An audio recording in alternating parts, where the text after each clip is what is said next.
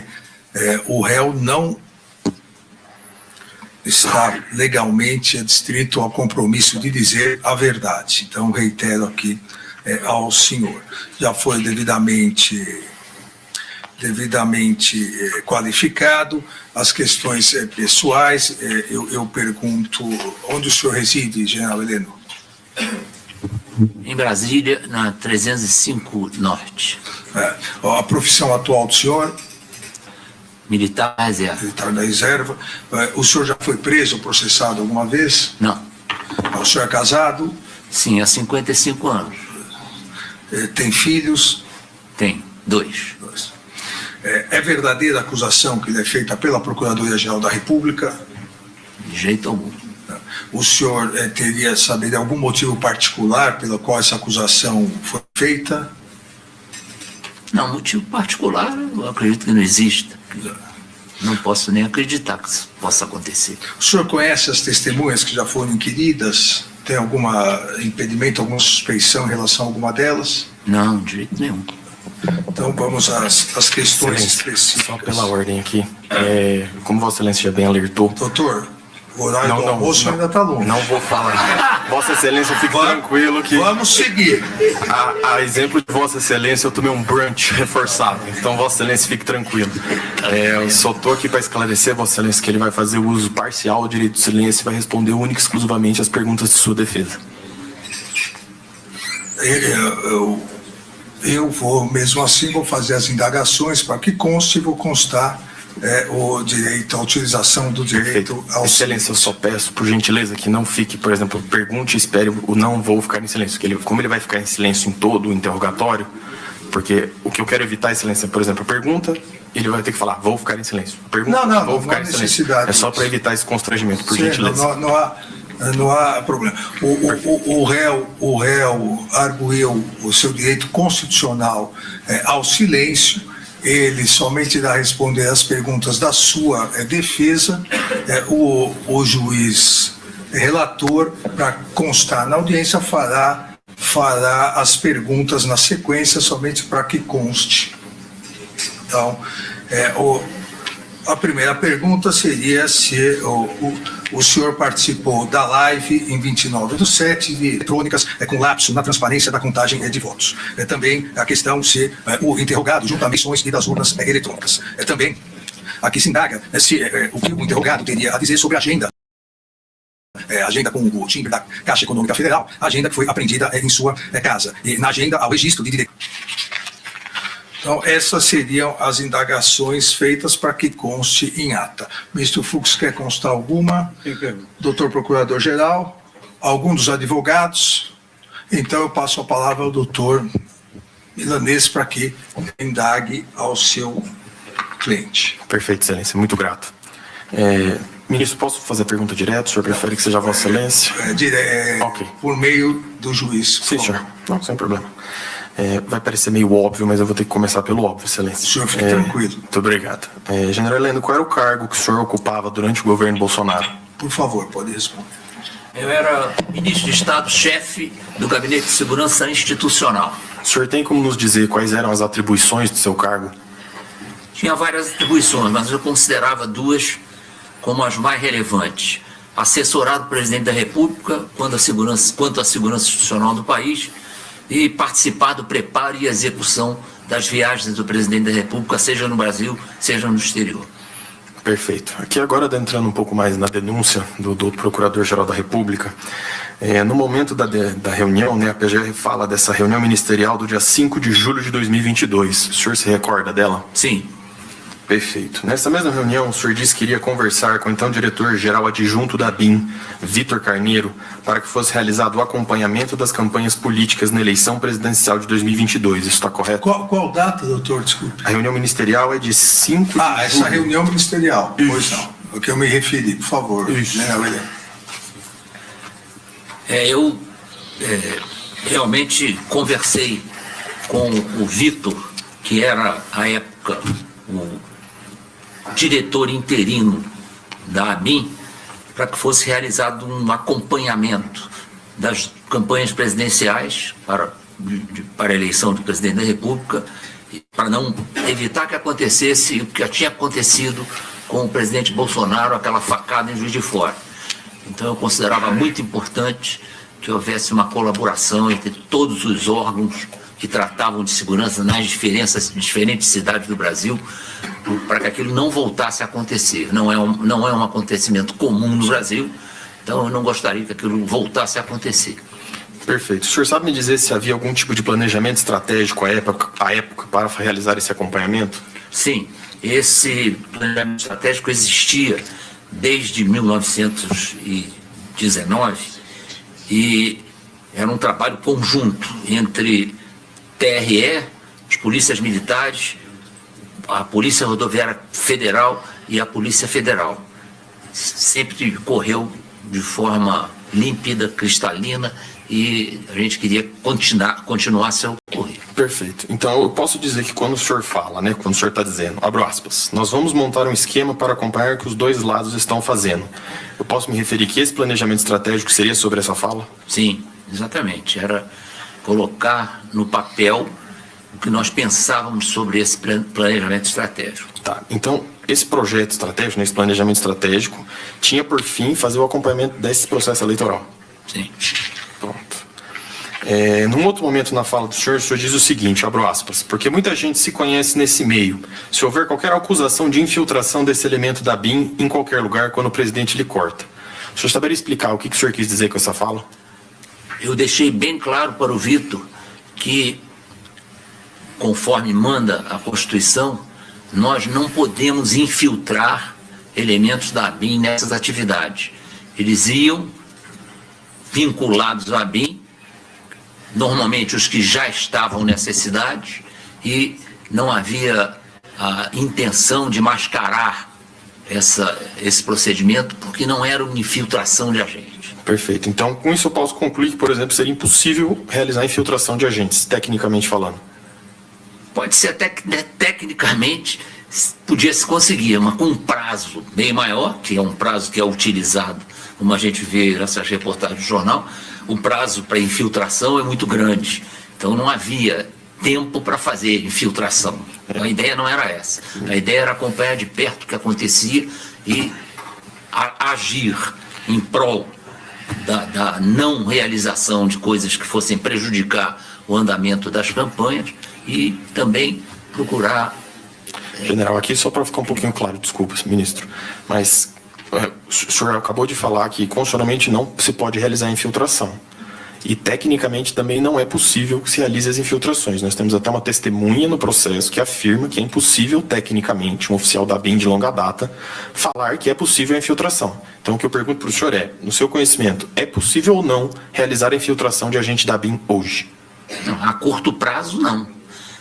A infiltração é uma atividade dificílima para acontecer, é preciso muito preparo para que isso aconteça e hoje nós temos exemplos no mundo inteiro de sistemas de inteligência que se valem da infiltração, mas no Brasil essa atuação é proibida.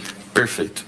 O senhor sabe informar se esse planejamento estratégico, nesse grupo, produzia algum tipo de relatório que era disseminado para outros órgãos? Sim, eram os relintes, o relatório de inteligência, que eram distribuídos para todas as agências do SISBIM. O SISBIM tem mais de 40 membros, era distribuído aos componentes do SISBIM e tratava exatamente dessa proteção da fonte. O senhor sabe dizer se, por exemplo, o TREs ou mesmo o TSE recebiam cópias desses relatórios? Sim, claro.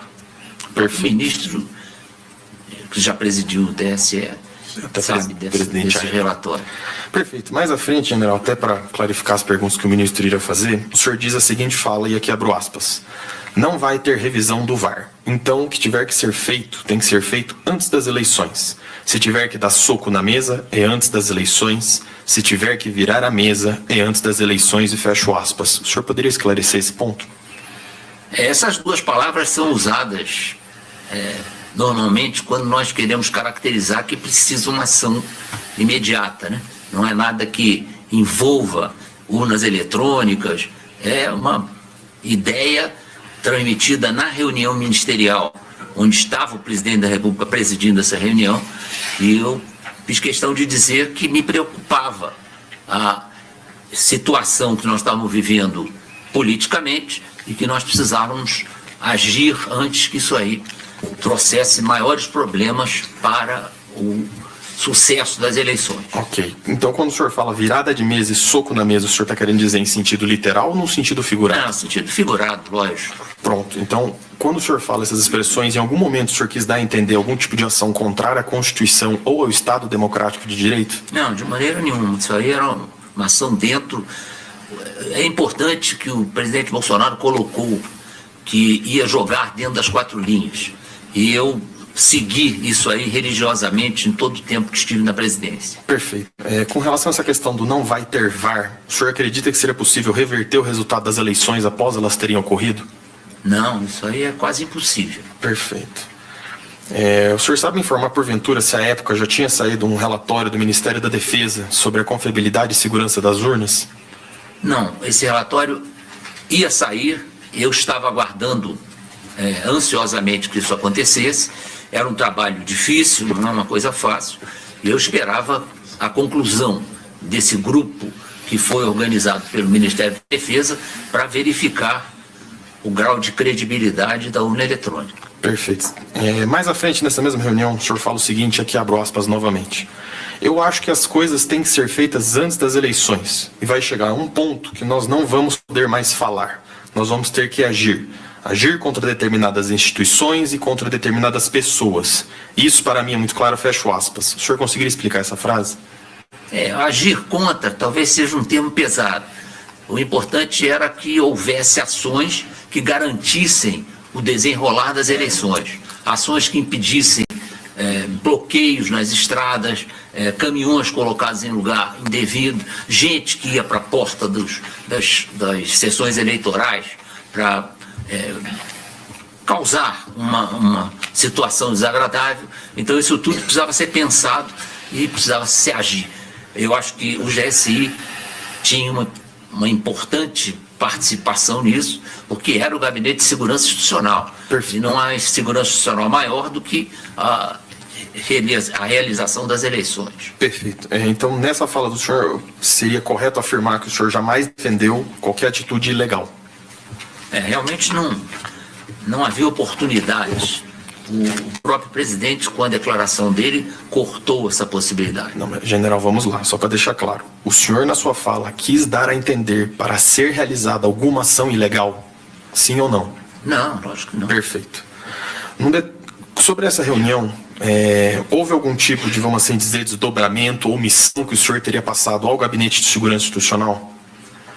Não, o gabinete já tinha as suas missões perfeitamente definidas. Não, o senhor já falou que já havia o planejamento estratégico. Sim, já havia esse planejamento, existia. O que eu indago para o senhor é o seguinte, dessa reunião, dessas discussões que foram levantadas, dessas várias falas e até da fala do senhor, algo disso foi encaminhado pelo senhor ao Gabinete de Segurança Institucional ou algum dos seus subordinados?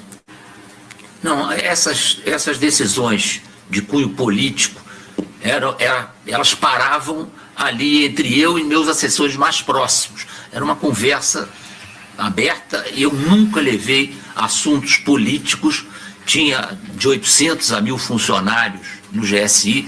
Eu nunca conversei com eles sobre assunto político. Às vezes fazia palestras, eu fazia algumas considerações sobre missões que já tinham sido cumpridas, missões futuras, mas nunca tratei de nada que não fosse absolutamente legal e que fosse dentro da designação do Gabinete de Segurança Institucional. Perfeito. Nessa mesma linha, eu queria indagar o senhor se o senhor, porventura, teria politizado o GSI, porque isso é uma acusação que lhe fazem. Uma acusação que não tem o menor fundamento. É preciso entender que o GSI chegava a ter entre 900 e 1.000 servidores que vinham das mais diferentes origens, homens e mulheres. Então, não havia clima para fazer pregações políticas, nem utilizar os servidores do GSI para atitudes politizadas. Então, isso não acontecia, eu não tratava disso no GSI. Perfeito. Isso já foi até afirmado pelas testemunhas que foram, Sim, sim. que Não, foram minhas excelente. testemunhas há algum tempo atrás. Excelente. Nesse mesmo sentido, para explanar para os senhores ministros, o senhor saberia falar como que funciona essa indicação dos membros para ocupar o GSI, ou dos cargos do GSI? Bom, tirantes os cargos que eram de absoluta confiança, que logicamente em qualquer lugar é preenchido pelo chefe da entidade, os outros cargos eram preenchidos quando esses cargos vagavam. Eu mandava um pedido para os diferentes órgãos solicitando que eles recompletassem os agentes que eram destinados a eles como instituições. Então, só para eu entender, então, por exemplo, se algum militar vinha da aeronáutica ou do exército ou da marinha, quando esse militar vagava, essa vaga era disposta novamente à força para indicar um substituto. Nem era força, às vezes era polícia militar, era os que eram pedidos aos diferentes órgãos, principalmente aqui do Distrito Federal, e esses servidores, eles se integravam ao GSI, passavam a participar das atividades do GSI, e essa quantidade de servidores era exatamente por conta das viagens presidenciais, que eram preparadas e conduzidas pelo GSI. Perfeito. É que a minha pergunta era um pouco mais incisiva no sentido de assim, general. Um servidor que estava na ABIN, como o senhor bem falou aqui da Polícia Militar, por exemplo, quando esta vaga desse servidor abria, a força ou ao órgão público ao qual esse servidor vinha que indicava quem seria o substituto? Isso. Eu solicitava que eles indicassem. E nunca devolvi alguém, eu julguei que aquele servidor não era capaz de cumprir a missão. Eu sempre fui muito bem sucedido com as indicações dos diferentes órgãos. Perfeito. Mas eu fazia questão de prestigiar a indicação e tinha muita confiança nessa indicação. Sim, sim. Os cargos que o senhor escolhia, então, seriam mais ligados aos cargos de confiança? Sim. Tá. Aqui adentrando um pouco mais nessa questão do GSI, o senhor sabe dizer mais ou menos quantos por cento do GSI é composto de cargos de confiança? 5%. Aproximadamente. Aproximadamente. Tá. E eu aproveitei gente que participou do governo Dilma, do governo Temer. Era uma questão de competência, não era uma questão de origem política, nem a sua preferência partidária. Ali Então, desculpa. era uma entidade que não admitia essas coisas. Então eu posso afirmar que o senhor manteve, assim como o senhor falou 5%, então o senhor falou que indicava os cargos de confiança, com certeza mais de 90% do GSI foi mantido de gestões passadas. Mais de 90%. Perfeito. O senhor, porventura, coordenou alguma ação da ABIN ou orientou a ABIN para que a agência produzisse relatórios e documentos com informações falsas sobre a eleição de 2022? De maneira nenhuma, não havia clima. Não, perfeito, general. O clima da ABIN era muito bom. Não, mas, general, a pergunta é só sim ou não, desculpa. O senhor coordenou ações da ABIN, orientando para que a agência produzisse relatórios e documentos com informações falsas sobre a eleição? Não fui eu, general Sim, senhor. Heleno. Que fique nos anais aqui do Supremo. Foi o seu advogado. Sim, senhor. Obrigado, senhor ministro. É só um sim ou não, general. O senhor coordenou ações da ABIN, orientando para que a agência produzisse relatórios e documentos com informações falsas sobre a eleição de 2022? Não, de jeito nenhum. General, aqui sim ou não novamente. O senhor usou recursos do GSI para disseminar informações falsas a respeito de uma pretensa fraude eleitoral? Não. Perfeito. Que agora eu vou entrar num outro ponto da denúncia, sensível, como o senhor relator já disse, que seria a respeito dessa... Aqui na denúncia se coloca agenda, excelência, mas nas páginas colacionadas não tem numeração de dias, as páginas não são numeradas, e aqui a defesa só queria deixar consignado, assim como Vossa Excelência consignou as perguntas, que o material fornecido pela Polícia Federal, que seria todo o escopo de provas produzidos, até o presente momento, em material compactado, o senhor ministro Luiz Fux conta com a marca de 37 terabytes de material compactado. As expectativas apontam que esse material descompactado ultrapasse a marca de 90 terabytes. Eu acho que eu nunca vi na minha vida um material tão grande. Então, só para deixar claro que essa defesa não conseguiu localizar dentro do material. A defesa não está falando que não foi fornecido. A defesa está falando que foi impossível localizar a página da agenda, ou a íntegra da agenda, ou a reprografia da agenda que o seja. Então nós vamos entrar nessa explicação da agenda por dever de defesa, mas lembrando e ressaltando que nós vamos falar única e exclusivamente com base na ordem apresentada pela Polícia Federal. Não foi nem o Ministério Público, é isso que o Ministério Público embasou a denúncia em formas de polícia judiciária. Então essa defesa, reforçando, não encontrou e não teve acesso a essa dita agenda, a não ser o que está colacionado na denúncia e o que foi apontado pelos informes de polícia judiciária. General, vamos lá. O Ministério Público aponta e a Polícia Federal que seria uma caderneta golpista. O senhor sabe dizer pra gente o que seria? Aqui eu vou chamar de agenda, mas só para facilitar, mas não é uma agenda. O senhor saberia explicar para nós o que seria essa agenda? Era uma agenda que eu utilizava frequentemente, estava na minha mão quase sempre, e onde eu anotava as coisas que eram do meu interesse. E era um documento particular, secreto, que eu não vinculava os assuntos que estavam escritos nessa agenda e que não apresentava nada que pudesse levar ao julgamento de que essa agenda era como é que diz ali? Caderneta golpista. Caderneta golpista. Isso perfeito. Só... A minha curiosidade é a seguinte, general. Então, o senhor carregava consigo o material para realizar anotações, nesse caso, uma caderneta? Sim, claro. Sim, perfeito. O senhor tem ideia, ou conseguiria mais ou menos dar uma ideia para a gente, desde quando o senhor poderia ter aquela agenda? Acredito que foi antes do início do governo do presidente Bolsonaro. Era uma agenda que eu já levava para reuniões antes do início do governo Bolsonaro. E continuei a levar. Tá. A Procuradoria da República alega em alguns momentos que essa agenda teria como se fosse um manual do golpe. Tal agenda tinha esse propósito, essa caderneta golpista, vamos assim dizer? De jeito algum. Tá, perfeito. O senhor já disse aqui, mas só para reforçar, o conteúdo dessa agenda chegou a ser compartilhado com alguém? Não, essa agenda era pessoal.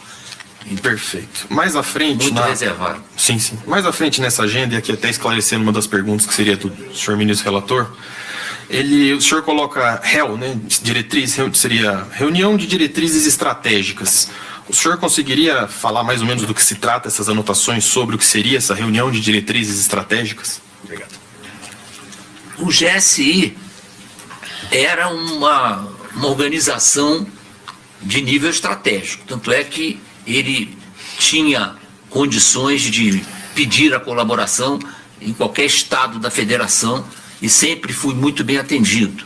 Essa colaboração vinha das polícias militares, das outras forças, de quem estava localizado onde ia acontecer o evento.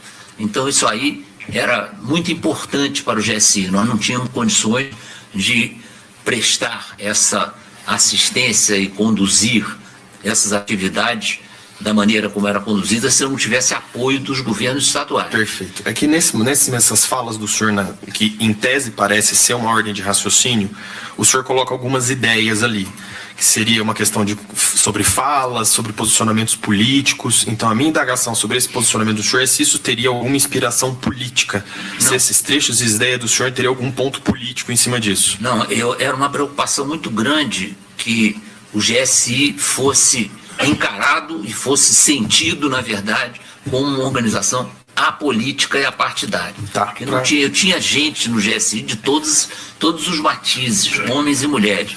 Então, qualquer atitude que eu tivesse que parecesse uma atitude política, eu deixaria de contar com a confiança nos meus servidores. Perfeito. Só para que não reste dúvidas, porventura em redes sociais o senhor alguma vez se manifestou sobre possível fraude das urnas eletrônicas? Não, esse problema de fraude de urnas eletrônicas é mundial, né? No mundo inteiro há uma desconfiança em relação ao voto em urnas eletrônicas. Tanto é que houve a criação de uma comissão entre as forças militares para exatamente examinar o grau de confiabilidade das urnas eletrônicas. Perfeito, mas só para que fique claro, e aqui eu vou copiar o ministro Alexandre, sim ou não? O senhor, nas suas redes sociais, em alguma forma, se manifestou sobre possível fraude de urnas eletrônicas? Sim ou não? Perfeito.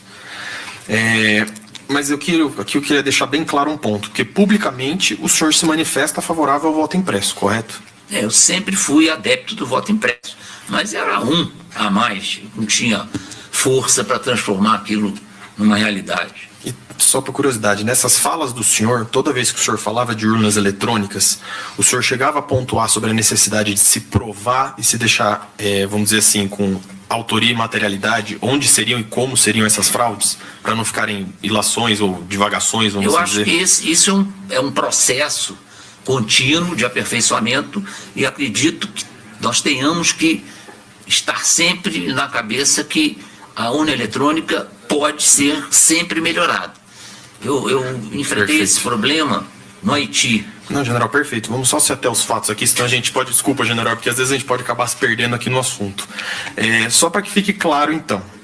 O senhor já falou que é favorável ao voto impresso, e eu queria só fechar esse assunto das eleições aqui, que é um que sempre lhe perguntam, seja na CPMI, seja na CLDF, qualquer lugar que o vá. O senhor aceitou o resultado das eleições de 2022? Eu tinha que aceitar, não havia outra solução. Pronto. Nesse sentido, o PGR, num outro momento dessa agenda, ele coloca que haveria como se fosse e aqui é uma expressão, vamos dizer, descumprimento de decisão judicial via AGU, que foi até umas perguntas que o ministro relator fez. O senhor saberia, para a gente explanar do que se trata essa questão de não cumprir decisões judiciais pela AGU? Bom, isso aí não foi dessa época da eleição, isso é bem anterior, porque havia o sentimento de que o que era produzido para a eleição, que era produzido para as futuras eleições, elas precisavam ter um cuidado especial. Afinal de contas, são as entidades mais importantes no cenário político brasileiro. Então era importante demais que isso fosse conseguido, que fosse realizado da melhor maneira possível. Então, por isso eu faço referências sempre a esse tipo de isenção nessa história de eleições. A eleição tem que ser isenta, tem que ser absolutamente confiável, e isso é uma luta permanente no mundo inteiro. Perfeito. É que esse momento da agenda, o senhor fala de utilização, seria, né, supostamente, não cumprir decisões judiciais pela AGU.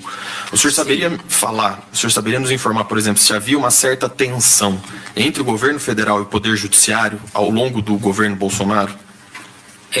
Houve uma certa necessidade de apararem as arestas, porque o que se sentia é que os governos, os agentes políticos não estavam preparados para criar esse tipo de posição para salvar a situação do Brasil de uma decisão que não atendia o que se buscava em termos de equilíbrio.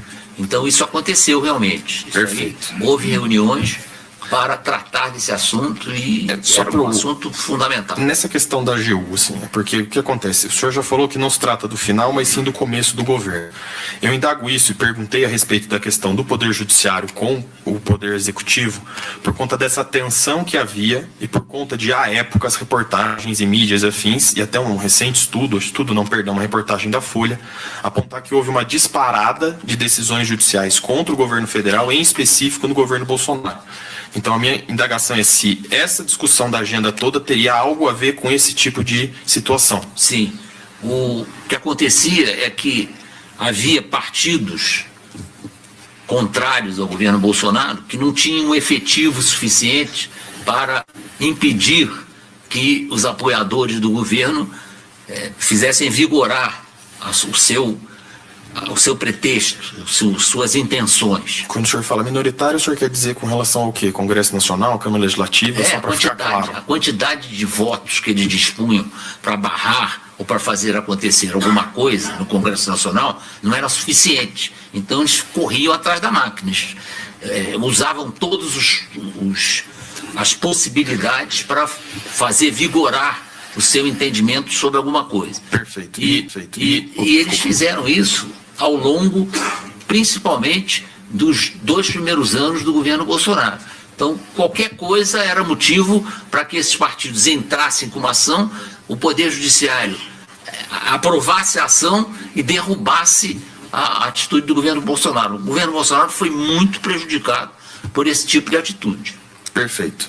Então... E aí era preciso que a Advocacia Geral da União reunisse meios para se contrapor a esse tipo de acontecimentos que estavam praticamente impedindo uma série de ações do governo. Perfeito. E num dado momento da agenda, a respeito disso, existe um trecho que eu ressalto que o senhor escreve sempre sobre o prisma constitucional. Então, todas as indagações do senhor, essas ideias que o senhor escrevia, eram sempre sobre o prisma do direito constitucional, ou seja, sempre com base na Constituição, correto? Sim. Era o lema do governo. Agir dentro das 4 linhas. Significava seguir a Constituição. Não, perfeito.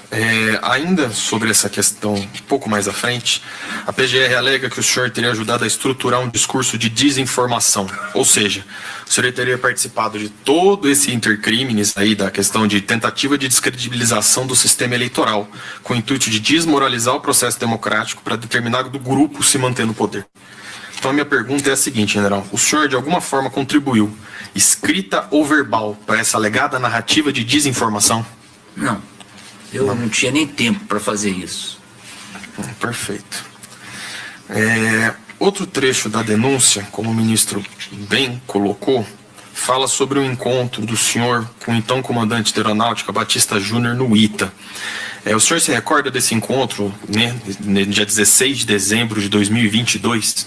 Sim, me recordo perfeitamente. Eu estava na formatura, o senhor ministro já citou o fato. Eu estava na formatura do meu neto, no ITA, e recebi uma ligação do presidente pedindo que eu retornasse a Brasília. Eu não tinha passagem de volta que desse tempo de chegar a Brasília no dia 17. Aí conversei com o brigadeiro Batista Júnior se eu poderia voltar no avião junto com ele. Eu, durante todo o meu tempo no GSI, eu nunca usei avião da FAB para nada, né? Eu usava avião da FAB naquilo que era para transportar o presidente da República. Então, eu pedi uma carona ao brigadeiro para que eu voltasse com ele e chegasse a tempo de atender a preleção do presidente, que eu estivesse aqui dia 17. Perfeito. E ele conversou comigo. Ele me levou para uma sala reservada e conversou comigo uma coisa que ele achava que eu já devia ter conversado. Aí me explanou algumas coisas. Eu realmente, ele diz, tem uma declaração dele, que está num outro documento, que eu já não lembro qual é, dizendo que ele ficou atônito, porque eu realmente não sabia de nada. Ele ficou atônito com o meu desconhecimento do que estava acontecendo. Não, na verdade, ele alega que o senhor teria ficado atônito com as palavras dele, né? Seria mais nesse sentido. Eu fiquei atônito exatamente por isso. O senhor sabe não tinha conhecimento de nada. Sim. O senhor sabe dizer se essa reunião do dia 17 realmente aconteceu? Não, acabou não acontecendo. Eu cheguei a ir ao Palácio, eu fui ao Palácio, me apresentei a ele, e ele não falou nada. Mas essa reunião não ocorreu? Não, a reunião não ocorreu. Perfeito. Agora eu vou entrar num outro ponto, general, a respeito da relação do senhor com o delegado Ramagem aqui. Porque no outro texto da denúncia, a PGR aponta que o senhor e o ex-diretor-geral da ABIN teriam utilizado a ABIN para algum tipo de fim escuso. Isso ocorreu? De maneira nenhuma. Isso era absolutamente vedado, até pela natureza dos servidores da ABIN. Tá. O senhor tinha conhecimento, porventura, se o delegado Ramagem tinha reuniões com o presidente sem a sua presença? Tinha. O doutor Ramagem, ele era o diretor da ABIN, né? E ele poderia, lógico, comparecer ao gabinete presidencial para conversar com o presidente sem eu saber, porque isso não era obrigação dele me informar. Há um certo desconhecimento sobre a subordinação, a maneira de atuar da ABIN, do Gabinete de Segurança Institucional. A ABIN não é subordinada ao Gabinete de Segurança Institucional. Ela tem ligação com o gabinete, mas ela não é subordinada. Eu não posso dar ordens à ABIN. Aliás, são cerca de 40 órgãos que formam o Sistema Brasileiro de Inteligência. Eu às vezes não recebo informação durante 6 meses, né? E cada agência tem liberdade de agir dentro do seu escopo de atuação. E principalmente a ABIN tem coisas que o diretor da ABIN é chamado ou toma a iniciativa de tratar com o presidente. Perfeito. O senhor achava isso normal, essa história dele falar diretamente com o presidente? Absolutamente normal. Isso faz parte da história da maioria das entidades que lidam com inteligência no mundo. Perfeito. General, agora a gente vai entrar num outro ponto, só para deixar claro que se levanta muito essa questão, mas a gente vai elucidar que seria essa transição do governo Bolsonaro para o novo governo Lula, né? O senhor participou dessa transição do GSI do governo Bolsonaro para o governo Lula? Sim, eu participei porque era missão praticamente, era impossível de não participar. Participei e procurei conduzir essa transição da melhor maneira possível. Perfeito. O general G. Dias, que seria em tese o novo ministro do GSI, ele chegou a entrar em contato diretamente com o senhor para iniciar essa transição?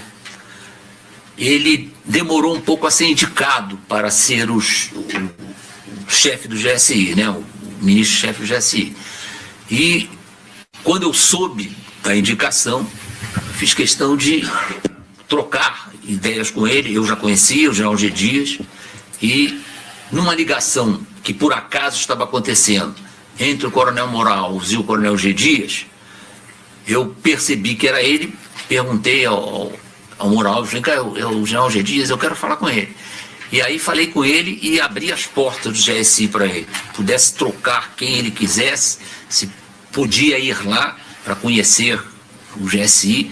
Eu tinha o meu auxiliar imediato, que era o general Penteado, e ele estava à disposição, tinha o brigadeiro Osmar. Então eles resolveram fazer palestras para o general Gonçalves Dias, e uma delas até compareceu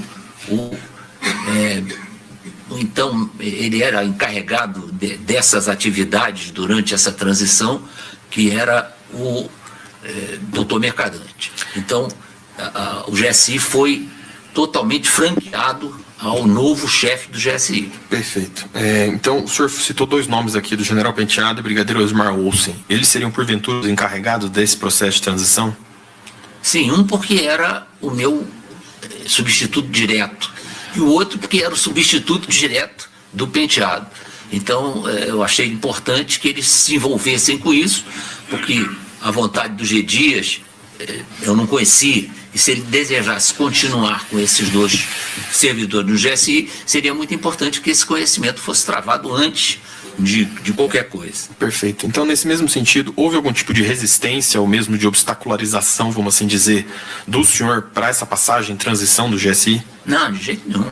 Eu até procurei fazer da melhor maneira possível, porque eu sabia o quanto era complicado o GSI. As missões do GSI não são missões fáceis, e eu achava importante que o futuro chefe do GSI tomasse conhecimento dessas dificuldades.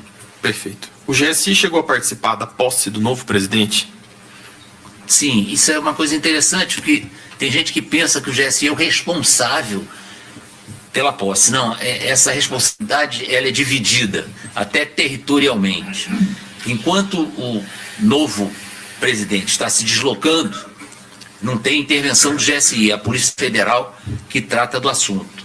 A partir do momento que o novo presidente chega ao Palácio do Planalto, ele é recebido já pelo GSI, e a partir daí é o GSI que faz acontecer a posse presidencial. Então, é uma mudança de quem faz a segurança do presidente.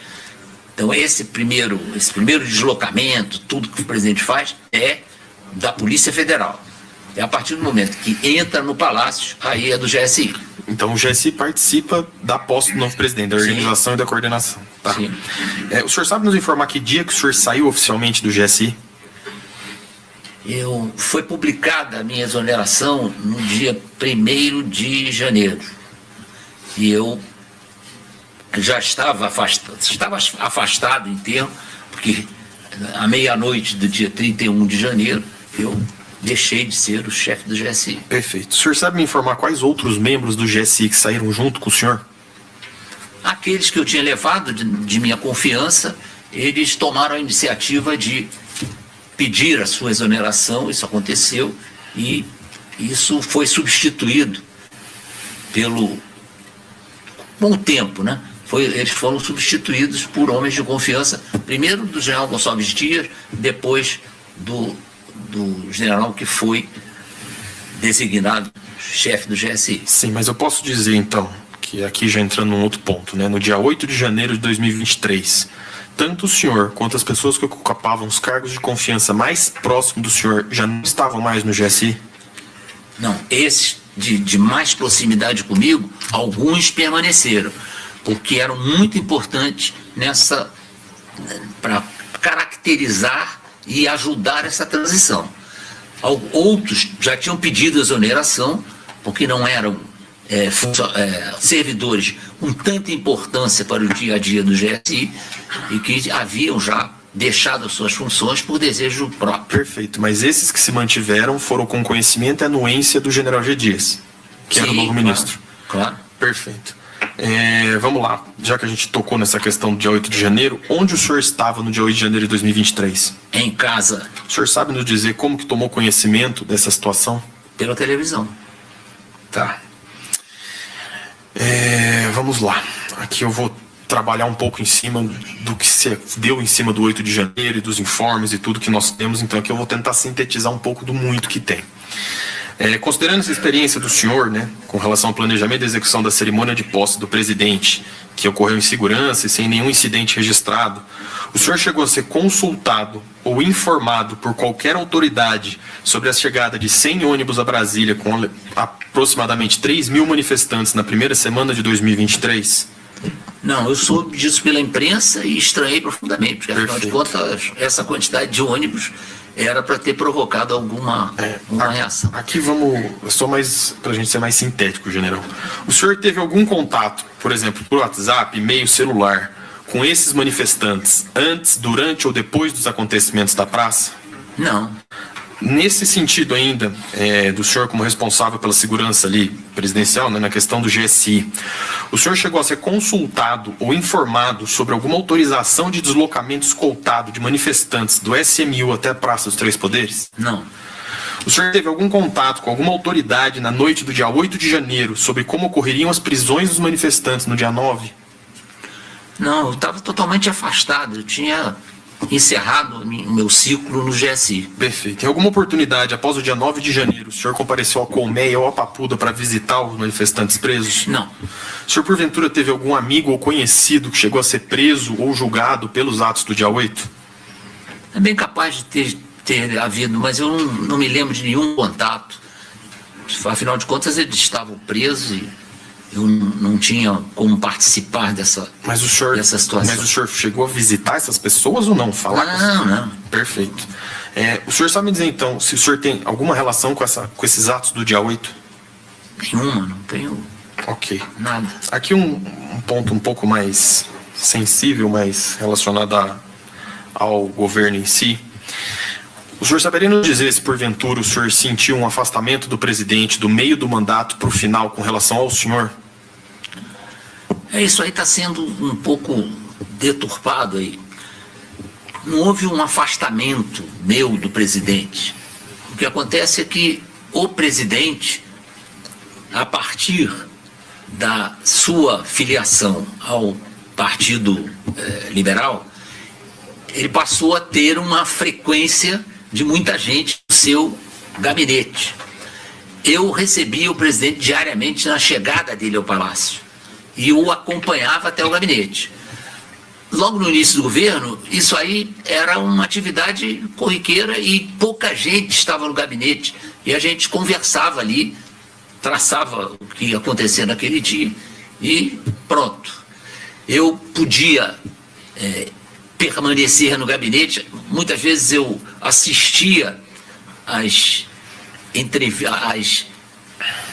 audiências de ministros com ele, então eu ficava bem informado, que eu ouvia, mas era pouca gente. Depois da filiação do presidente ao Partido Liberal, quando eu subia com ele no elevador, que nós chegávamos ao gabinete, tinha um monte de gente. Então, eu falava, bom, estou fora, né? Vou sair. Saía e ia para o meu gabinete. Mas eu tinha acesso assegurado ao gabinete presidencial. Se eu precisasse ir, eu não precisava ligar para o ajudante de ordens, olha, eu vou aí. Não, eu ia e o gabinete me era franqueado. Né? Então, perfeito. O meu ponto aqui é mais... não tinha problema nenhum para ir ao gabinete. Eu não me afastei do presidente. Era uma nova situação política onde eu, claro, eu tinha que sentir que a situação era um pouquinho diferente, era muita gente que ia lá falar com o presidente e eu não tinha necessidade de estar lá o tempo que eu ficava inicialmente. Perfeito. A minha indagação é só se houve uma diminuição de frequência do senhor no gabinete presidencial, por exemplo. É essa que é a minha indagação básica. Sim. Pronto. General, adentrando num outro ponto aqui, do dito punhal verde e amarelo, como foi muito bem trazido aqui, o senhor tinha conhecimento desse plano? Não, de jeito nenhum. O senhor chegou a ouvir falar desse plano? Não. Bom, alguém porventura abordou o senhor a respeito desse plano? E aqui eu estou perguntando porque em documentos encontrados, como o ministro bem disse, há uma indagação, vamos dizer assim, uma colocação de que o senhor seria chefe de um gabinete de crise ou transição, com o nome ali exatamente, eu não me recordo. Alguém chegou a entrar em contato com o senhor para falar desse plano e apontar que o senhor seria esse suposto chefe de gabinete de transição? Não, eu fui tomar conhecimento da existência desse gabinete de transição quando já estava no jornal, né?